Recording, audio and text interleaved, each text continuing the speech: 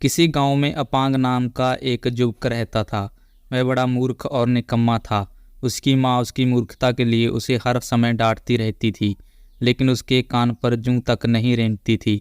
एक रात करीब 2 बजे अपांग ने कुछ लोगों को आपस में कानाफूसी करते हुए सुना। वह बिस्तर से उठकर घर के बाहर आया तो देखा 2 लोग जा रहे हैं। उसने चुपके से उनका पीछा करना शुरू किया।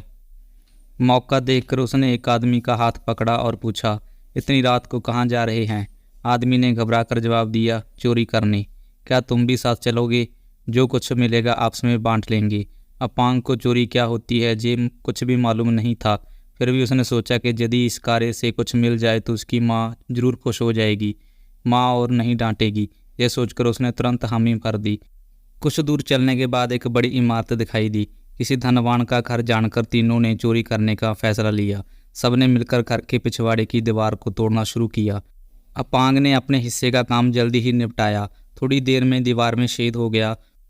उसमें से होकर तीनों घर के अंदर दाखिल हो गए। 2 चोर घर के चारों ओर से सामान बटोरने लगे।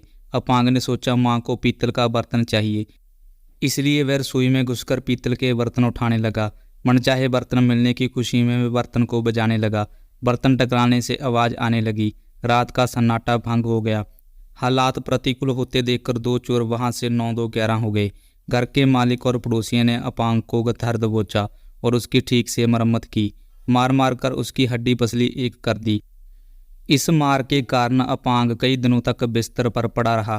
पड़ोस के दोस्तों ने उससे बात करना बंद कर दिया। माँ ने उसका दाना पानी बंद कर दिया। अपांग ने माँ के आगे कान पकड़कर और भगवान का शपथ लेकर कहा कि आज के बाद वह ऐसी गलती कभी नहीं करेगा।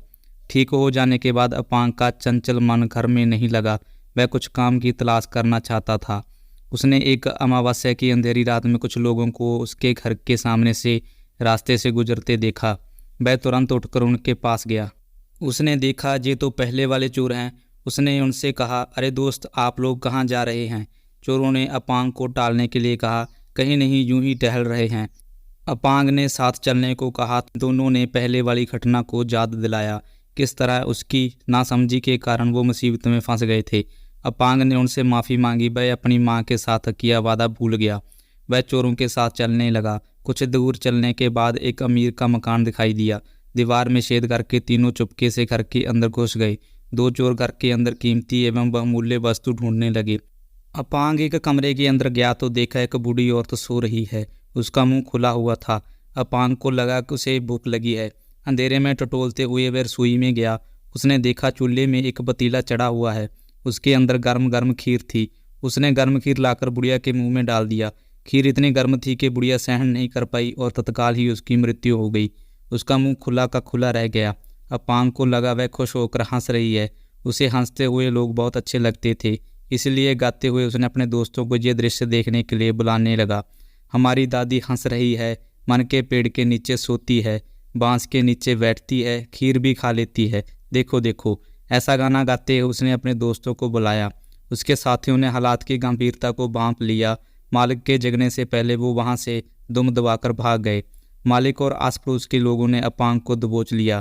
पहले तो उसकी अच्छे से धुलाई की, उसके बाद पंचायत बैठी।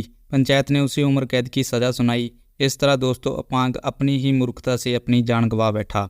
तो दोस्तों, आप लोगों को इस कहानी से क्या शिक्षा मिलती है, आप लोग कमेंट करके ज़रूर बताना। और आपको ये कहानी कैसी लगी ये भी आप मुझे बता सकते हैं। तो मिलते हैं नेक्स्ट वीडियो में, तब तक के लिए बेस्ट ऑफ लक।